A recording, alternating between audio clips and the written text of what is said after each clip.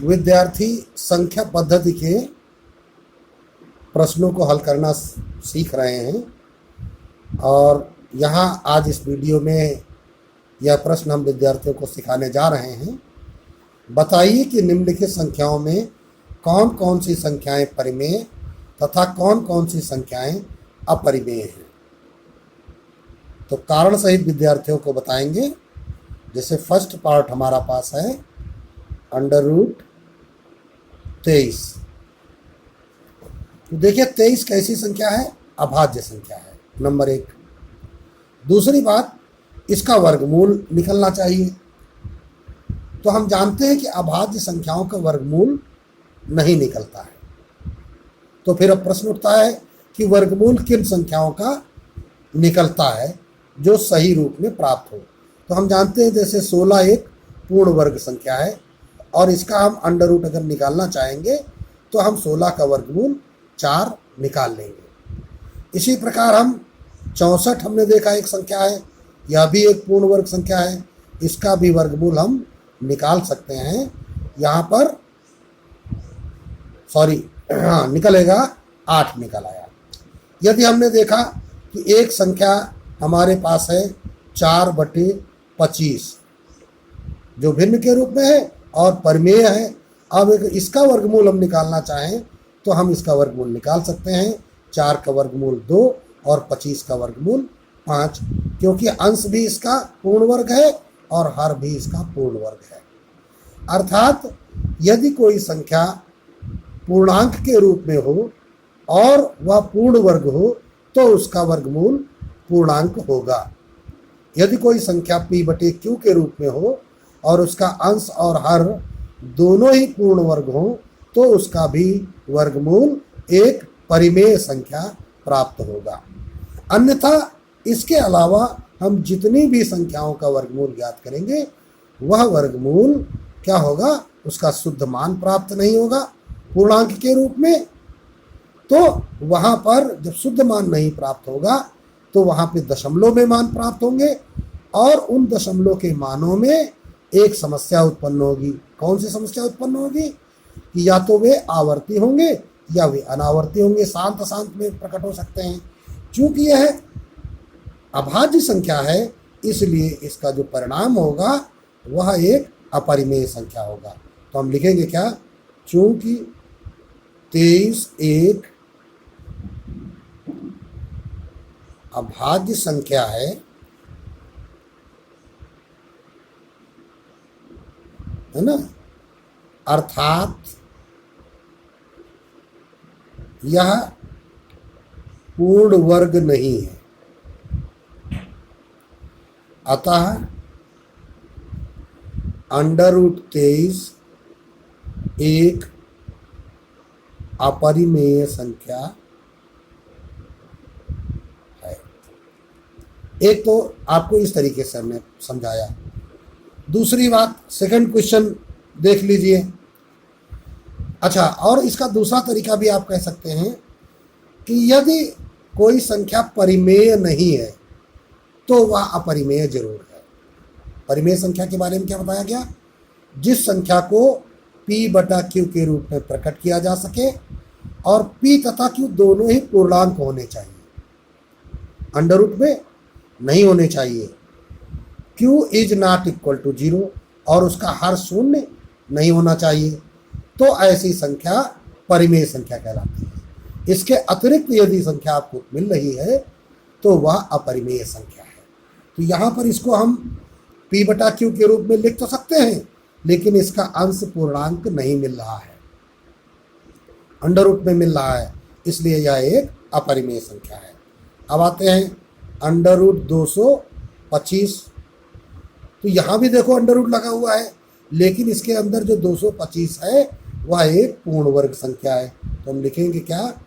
चूंकि 225 एक पूर्ण वर्ग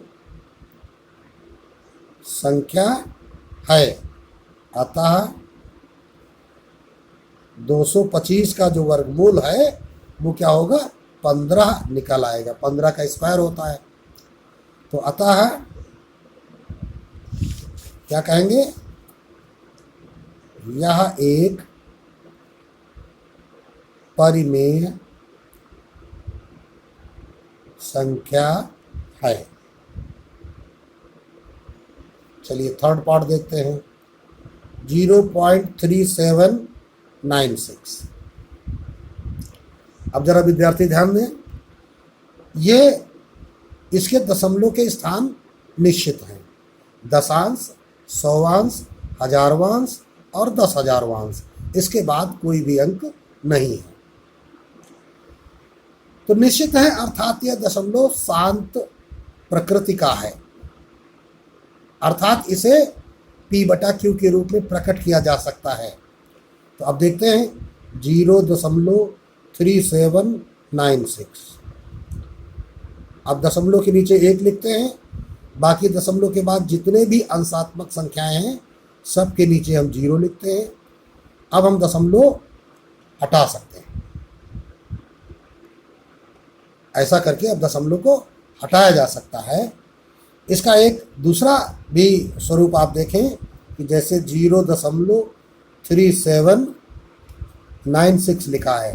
थोड़ा सा और हम विस्तार से विद्यार्थियों को बताते हैं कि आप ये 0 दशमलव लिखा हुआ है और हम जानते हैं कि यदि इस संख्या को भिन्न के रूप में प्रकट करने जाएं तो हम इसके नीचे बटा 1 लिख सकते हैं। क्या लिख सकते हैं? बटा 1, क्योंकि बटा 1 तो सभी संख्याओं के नीचे लिखा जा सकता है या छिपा रहता है।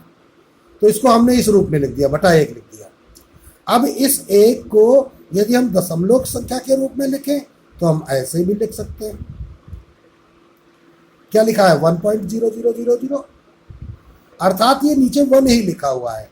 अब यहाँ दशमलव के बाद 4 अंक है, यहाँ भी दशमलव के बाद 4 अंक है। अब हम दशमलव हटा सकते हैं। तो इस क्रिया को संक्षिप्त रूप में, शॉर्ट फॉर्म में आपको क्या सिखाया जाता है कि दशमलव के नीचे 1 लिख दीजिए और बाकी 0 लगा दीजिए। काम यही है। इसको संक्षिप्त शॉर्टकट में आपको ऐसे समझा दिया जाता है। तो अब क्या करना है आपको? अब इसका आप सरलीकरण कर लें। 2 से कट जाएगा, 2 एकम 2, 2 अट्ठे 16, 2 9 18, 1 बचा, फिर 2 अट्ठे 16, ये 2 पंचे 10, फिर 3 0 लग जाएंगे। अभी देखो, फिर हम देख रहे हैं कि 2 से कट जाएगा तो 2 9 18 और 2 चौको 8, फिर 2 9 18, और ये हमने देखा कट जाएगा। 2 दूनी 4, 2 पंचे 2 10 और ये डबल 0।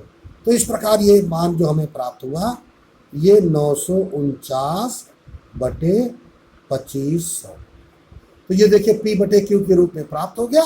तो इसका मतलब ये कैसी संख्या निकल आई? यह एक परिमेय संख्या है। तो लिखेंगे क्या?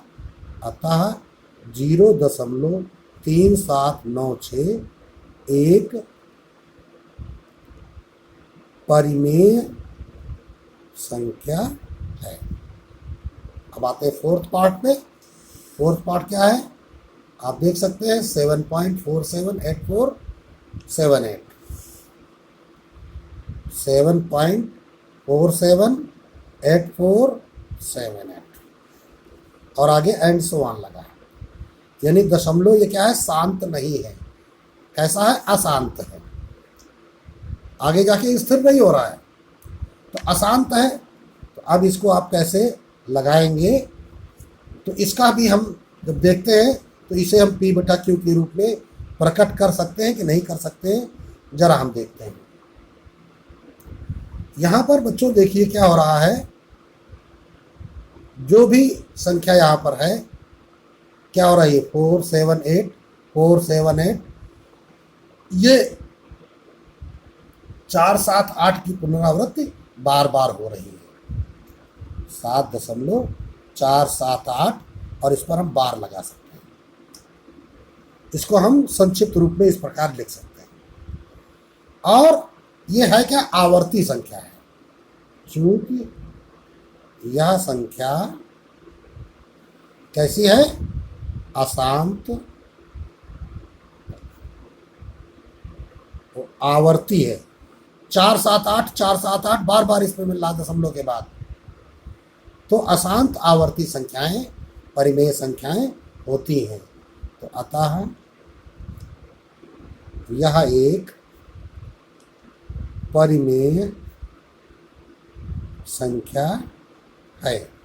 अभी हम इसी वीडियो में विद्यार्थियों को अगले प्रश्न में इस प्रकार की संख्याओं का परिमेय संख्या में निरूपण भी सिखाएंगे। अभी इस प्रश्न में हम नहीं सिखा रहे हैं, यहाँ आपको केवल बता दिया कि यह एक परिमेय संख्या है। अभी हम थोड़ी देर में आपको सिखाने जा रहे हैं। क्योंकि इस प्रश्न में हमको केवल इतना ही बताना है कि संख्या परिमेय है कि नहीं है, इसलिए हम यहाँ इसको नहीं सिखा रहे हैं। अब आते हैं 5th पार्ट पे। अगला पार्ट है 1.10, 100, 100, 100, 1, 1 2 3 4 0, फिर 1 एंड सो ऑन। तो इस प्रकार का ये प्रश्न विद्यार्थियों के सामने है। यहाँ पे हम क्या देख रहे हैं, यह भी अशांत है अर्थात अनावसानी है।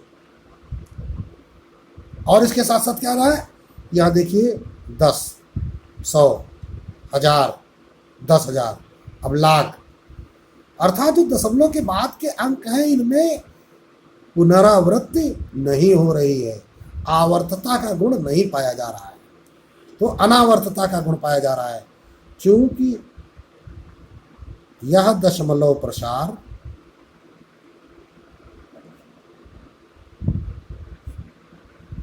अशांत, अर्थात इसको ब्रैकेट में क्या लिख सकते हैं, अनावसानी और अनावर्ती। अतः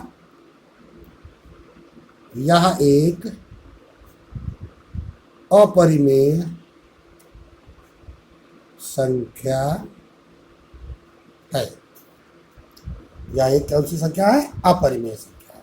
तो अपरिमेय संख्या है, हमने सीधे सीधे देखा कि दो प्रकार की। नंबर 1 जिसका दशमलव प्रसार कैसा हमको दिखाई पड़े, अशांत अनावर्ती दिखाई पड़े, और या फिर यदि करणी हमको मिल रही है तो करणी के अंदर उसका एक गुणनखंड अभाज्य अवश्य हो जाए, ठीक है ना, या यह ऐसे रूप में हमको प्राप्त हो कि यह पूर्ण वर्ग न हो। अब यह प्रश्न आपके सामने है और यहाँ पर 4 खंड दिए गए हैं। निम्नलिखित को P/Q के रूप में प्रदर्शित करना है। जैसा कि अभी हमने चर्चा की थी कि हम उन दशमलव प्रसार को जो कि आवर्ती हैं को हम P/Q के रूप में कैसे प्रकट करेंगे सिखाना है। चलिए बच्चे ध्यान से देखें, बहुत ही इम्पोर्टेंट प्रश्न है और यह तरीका सभी विद्यार्थियों को निश्चित रूप से आना चाहिए। फर्स्ट पार्ट में आते हैं। दिया गया है 0.2555 एंड सो ऑन। यहाँ पर हम देख रहे हैं कि एक ही अंक 5 की पुनरावृत्ति बार बार हो रही है। तो हम इसे सीधे सीधे ये भी कह सकते हैं 0.25 बार। अब विद्यार्थियों को कुछ तरीके ध्यान से सीखने हैं, कुछ हम सिद्धांत आपको बताएंगे, उस तरीके से आप प्रश्न लगाते हैं, बहुत ही सरल भी हो जाते हैं। जैसे यहाँ पर दशमलव जिस स्थान पर लगा है उसके तुरंत बाद वाले अंक बार बार पुनरावृत्ति नहीं कर रहे हैं। 2 अंक ऐसा है जो कि पुनरावृत्ति नहीं कर रहा है, अर्थात यहाँ पर हम पहले तो चूंकि हमको इस संख्या का P/Q का रूप निकालना है तो इस संख्या को हम मान लेते हैं, माना कि x बराबर 0.255555 एंड सो ऑन। विद्यार्थी जरा हमारी बात को ध्यान से समझेंगे तो पहले जिस अंक की पुनरावृत्ति हो रही है दशमलव को खिसकाकर इसके बगल में यहाँ पर इसके बाएं स्थान पर हमारा लाना जरूरी है, ये पहला काम। तो दशमलव को यहाँ से यहाँ लाने में एक स्थान खिसकाना पड़ेगा, अर्थात हमें इस दशमलव संख्या में 10 का गुणा करना पड़ेगा। तो हम लिख सकते हैं अतः 10x बराबर 2.5555 एंड सो ऑन। विद्यार्थी थोड़ा ध्यान से समझेंगे, कठिन यहाँ कुछ भी नहीं रहेगा। पहला काम क्या है, जिस अंक की पुनरावृत्ति हो रही है उस अंक के बाईं ओर दशमलव ले आइए। फिर इसके बाद दूसरा काम है, उस जितने अंकों की पुनरावृत्ति हो रही है उतने अंकों के दाहिनी ओर भी आप दशमलव लाएं। जैसे यहाँ केवल एक अंक 5 की पुनरावृत्ति हो रही है तो दशमलव का हमने एक बार क्या किया, बाईं ओर ले आए। अब हम इसको दशमलव को दाहिनी ओर भी हमको ले जाना है। तो इस दशमलव को यहाँ से यहाँ लाने में हमको 2 स्थान खिसकाना पड़ेगा, अर्थात 1 पर 2 जीरो, अर्थात 100 से हमें इसमें गुणा करना पड़ेगा। तो ये हो जाएगा 100x बराबर, जब हम 100 से गुणा करेंगे दशमलव यहाँ आ जाएगा तो संख्या क्या हो जाएगी 25.555 एंड सो ऑन। अब देखिए विद्यार्थियों को लग रहा है कि यहाँ दशमलव 4 बार है, यहाँ दशमलव का ये जो 5 अंक है ये 4 बार है, और ये 5 अंक यहाँ 4 बार है, और यहाँ पर हमने 5 बार लिख दिया है। कोई फर्क नहीं पड़ता, क्योंकि इसके बाद आप चाहे जितने बार 5 5 5 5 लिखते जाएं, लिखें चाहे ना लिखें, कोई फर्क नहीं पड़ता। हमको क्या करना था, हमारे पास केवल एक काम था, जिन अंकों की पुनरावृत्ति हो रही है उन अंकों के बाईं ओर दशमलव आ जाए और दाईं ओर दशमलव आ जाए। तो देखिए 10 का गुणा करने पर बाईं ओर दशमलव आ गया, 100 का गुणा करने पर दाईं ओर आ गया। अब हम क्या करेंगे, अगर इसको हमने फर्स्ट समीकरण कहा और इसको हमने सेकंड समीकरण कहा तो इन दोनों में हम घटाने की क्रिया कर देते हैं। तो घटाने पर सिखाया गया तुमको, चिन्ह बदलते हैं। तो 100 से 10 घटाओगे तो -90x आएगा, और इससे घटाओगे तो दशमलव के बाद के अंक तो समान है, तो दशमलव के बाद तो 0 हो जाएगा। अब ये 0 चाहे आप जितनी बार लिख दो, कोई फर्क नहीं पड़ने वाला। इधर क्या होगा, 25 में 2 घट जाएगा तो 23 आ जाएगा, और ये माइनस। इस प्रकार हमने क्या किया, माइनस माइनस कैंसिल आउट कर दिया।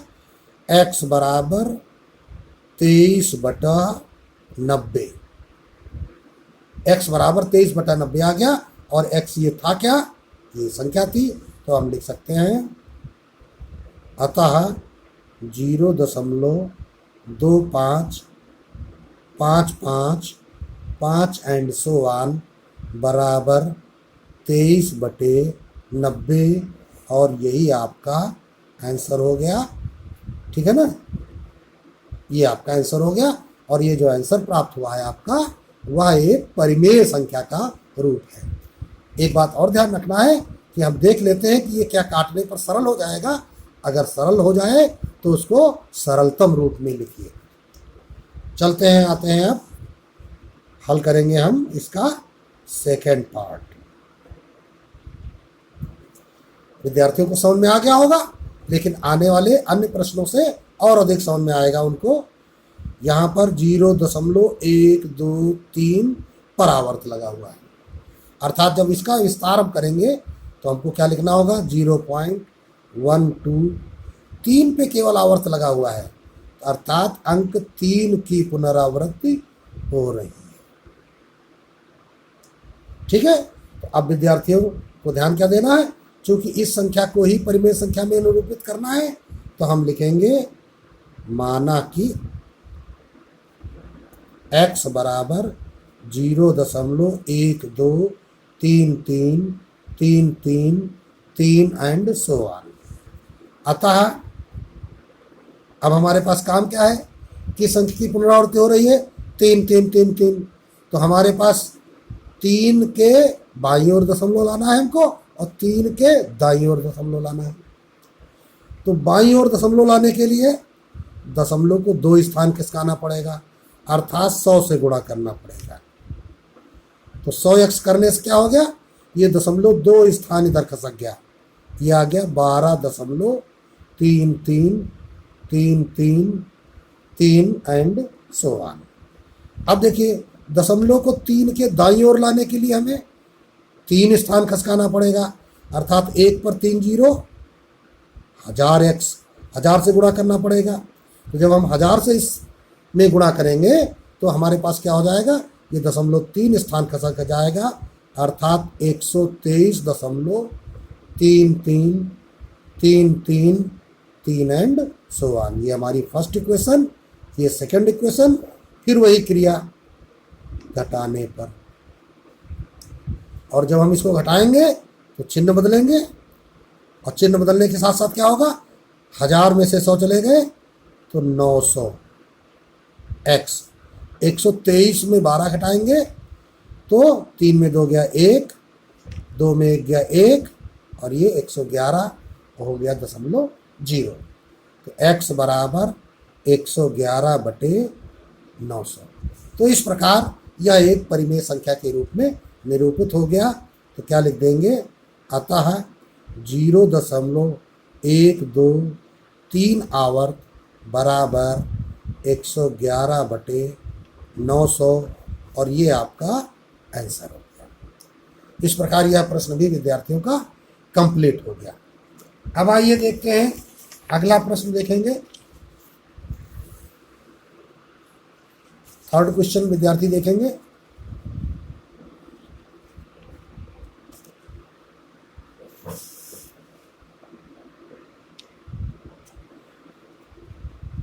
हल करेंगे हम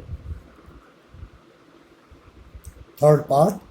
क्या दिया गया है, 0.001, और यहाँ आप ध्यान दीजिए ये जो आवर्त लगा है ये 3 अंकों पर लगा है, अर्थात जब इसका हम प्रसार करेंगे तो हमको लिखना होगा 0.001, सॉरी अब यहाँ पे हमको ये नहीं लगाना चाहिए, 001, 001 एंड सो ऑन। ये आवर्त जितने अंकों के ऊपर लगा होता है उन्हीं अंकों की पुनरावृत्ति बार बार होती है। तो फिर वही काम करेंगे, माना कि x बराबर 0.001, 001, 001 एंड सो ऑन। तो अब देखिए भाई, तुम्हें करना क्या है, क्या तुमको नियम अभी सिखाया गया था, जिन अंकों की पुनरावृत्ति हो रही है, जैसे यहाँ 3 अंक हैं 001, अभी तक पीछे सवाल में क्या था, वहां पर यहाँ केवल 3 की पुनरावृत्ति हो रही थी, यहाँ केवल 5 की पुनरावृत्ति हो रही थी, यहाँ 3 अंकों की सामूहिक पुनरावृत्ति हो रही है। तो हम सामूहिक 3 अंक प्रथम वाले देख लेते हैं। ये हमारे पास दिमाग में आ गया कि ये प्रथम 3 अंक ऐसे हैं जिनकी पुनरावृत्ति बार बार हो रही है। तो हमारे लिए करना क्या है, हमको कि दशमलव इनके बाईं ओर होना चाहिए और दाईं ओर होना चाहिए सामूहिक रूप में। जब यहाँ 5 यहाँ पे था तो 0.5 के बाईं ओर और दाईं ओर होना चाहिए था, क्योंकि यहाँ पर केवल 1 अंक 5 की पुनरावृत्ति हो रही थी, यहाँ पर 3 अंकों की पुनरावृत्ति हो रही है, इसलिए हमारा जो दशमलव है इन्हीं 3 अंकों के बाईं और दाईं ओर होना चाहिए। तो बच्चों आप तो देख रहे हैं कि बाईं ओर तो दशमलव बना बनाया है, अर्थात हमको कुछ नहीं करना है। अब हमको दशमलव एक बार इधर की ओर लाना है, 3 अंक खसकाना है, अर्थात 1 पर 3 जीरो, अर्थात 1000 से हमको गुणा करना है। तो जब हम 1000 से गुणा करेंगे तो ये दशमलव खसक के यहाँ पहुँच जाएगा, अर्थात ये बन जाएगा 001.001, 001, 001 एंड सो ऑन। अब यहाँ एक बात ध्यान देना है बच्चों को, हमने यहाँ लिख तो दिया है 001, बल्कि दशमलव के पहले केवल अशून्य अंक लिखे जाने चाहिए। बाईं ओर के शून्य अंक जो होते हैं वो निरर्थक होते हैं, यूजलेस होते हैं, बेकार होते हैं।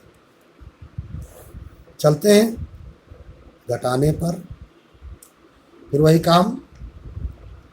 तो यहाँ 1000x से 1x घटाना है तो 999x। इधर देखो पॉइंट के बाद तो 0 आ जाएगा, क्योंकि उतने में ही उतना घट रहा है। अब बच्चों को ये ज़रूर ध्यान देना है कि जैसे 001 यहाँ 3 बार हमने लिखा था और यहाँ पर ये 4 बार हो गया है, आप चाहे जितनी बार लिखें कोई फर्क नहीं पड़ता है। ठीक है, तो ये 001 का मतलब क्या है 1, 1 से घटाएंगे 0 आ जाएगा 1, तो ये 1.0 का मतलब क्या हो गया 1, और 999 का पक्षांतर कर दीजिए, x बराबर 1/999। तो अतः अब रिजल्ट बन गया तुम्हारा 0.001 बार इज इक्वल टू 1/999, और ये आपका आंसर हो गया। इसी प्रकार अगला देखते हैं 1.27 बार। हल करेंगे इसका हम। फोर्थ पार्ट क्या दिया गया था 1.27 और बार लगा है इतने में, इसका मतलब इसका प्रसार करेंगे 1.27, सॉरी फिर हमने ये लगा दिया, गलत किया, 27 27 एंड सो ऑन। तो माना कि x बराबर 1.27 27 27 एंड सो ऑन। तो पुनरावृत्ति किसकी हो रही है 27 27। तो दशमलव कहाँ होना चाहिए इस 27 के बाईं ओर तथा दाईं ओर। अब बाईं ओर तो दशमलव है, अर्थात इसके लिए हमें कुछ नहीं करना है, और दाईं ओर दशमलव ले जाने के लिए दशमलव को 2 स्थान खिसकाना पड़ेगा, अर्थात हमें 1 पर 2 जीरो अर्थात 100 से गुणा करना पड़ेगा। तो 100x बराबर क्या हो जाएगा, ये दशमलव यहाँ से उठ के यहाँ आ जाएगा, लेकिन हम चूंकि दशमलव के नीचे ही दशमलव रखेंगे तो ये जो 27 है इधर आ जाएगा, तो 127 इधर 27 27 27 एंड सो ऑन घटाने पर।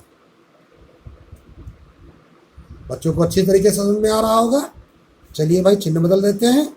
तो अब देखिए इधर क्या होगा, 100 में से 1x घट जाएगा, तो ये आ जाएगा माइनस का 99x बराबर, इधर भी क्या हो जाएगा 127 से 1 घटाओगे तो माइनस 126.0, ये माइनस माइनस कट गया। अभी ऊपर वाले प्रश्न में हमने माइनस चिन्ह नहीं लगाया था, कोई फर्क भी नहीं पड़ता है क्योंकि दोनों तरफ माइनस बचता है और उसे बाद में काट दिया जाता है।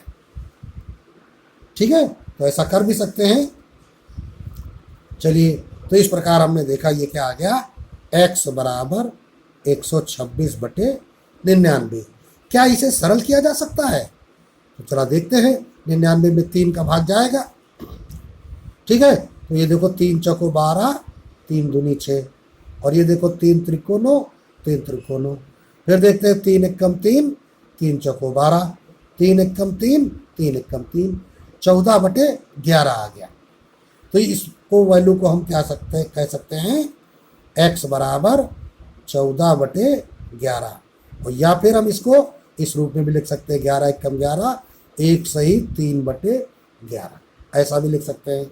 तो हम क्या लिखेंगे, अतः 1.27 बार बराबर 14/11, और या फिर मिश्र भिन्न के रूप में 1 सही 3/11। तो इस प्रकार ये आपका आंसर ये आपका प्राप्त हो जाता है और प्रश्न कंप्लीट हो जाता है। तो अब विद्यार्थियों ने अच्छी तरीके से सीख लिया होगा कि किस प्रकार हम आवर्त दशमलव वाली संख्याओं को परिमेय संख्याओं में परिवर्तित करते हैं।